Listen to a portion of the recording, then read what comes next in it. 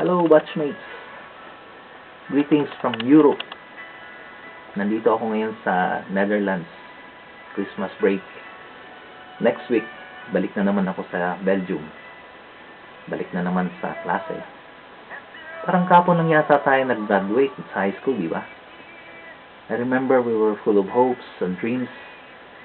But at the same time, we do had our own anxieties kung saan tayo dadali ng panahon. Ngayon, 25 years na. At bilis naman ang panahon. Hindi na natin nakalain na may narating na rin tayo at may naabot na rin tayo sa ating buhay kahit paano. Dati kilala natin ang isa't isa bilang apelyido.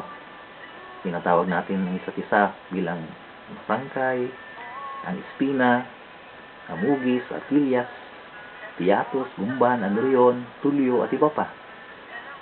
Pero ngayon, kilala na rin tayo ng iba bilang Sir, Ma'am, Attorney, Doktor, Engineer, Kapitan, Professor, Father, Madam at iba pa. Wow, ang galing! But as years go by, among ourselves, we don't remain as family names or professions, but we became friends and persons. Barkada, kumpare, kumadre. We call ourselves now Florio, Beng, Bing, Bal, Emong, Cecil, Ray, Ana, Alvin, Gavin, and others. Ang iba nga nagiging isa na ang apelyido. Pareha ng Gumban at Gualberto. Well, today is a great time not only to reminisce our past, to be together again at magkamustahan.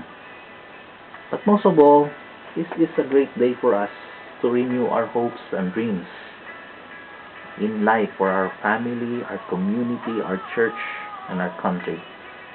Well, tanggapin na rin natin na nasa midlife na tayo. Maedad na rin tayo. Lumalaki na yung mga bata. Tumatanda na ang ating mga parents. Ang iba, nauna na sa atin. Pero it does not mean that we live in mid-earth like the Lord of the Rings.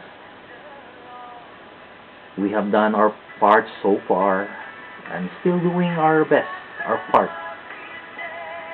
But let us not be complacent and resigned, for we can still do a lot to build up the future generations. Sabi pa nga, young people dream dreams, wise people see visions. Well, dumaan na tayo sa panahon na we were dreaming. Now, we are getting wiser in age.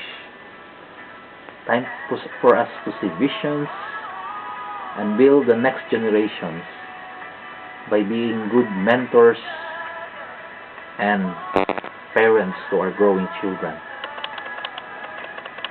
So, in whatever professions we are in now, let us be authentic agents of change, like a true-blooded Ateneans.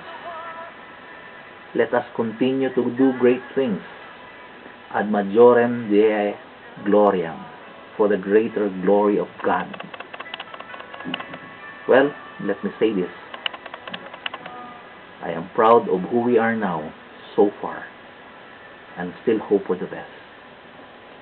I am proud of you and of having been part of you and of Ateneo. Enjoy the day, enjoy the camaraderie with festive mood and with deep gratitude to our Lord. A wise man once prayed, for all that has been, thanks. For all that will be, yes. My humble blessings to all. Have a good day.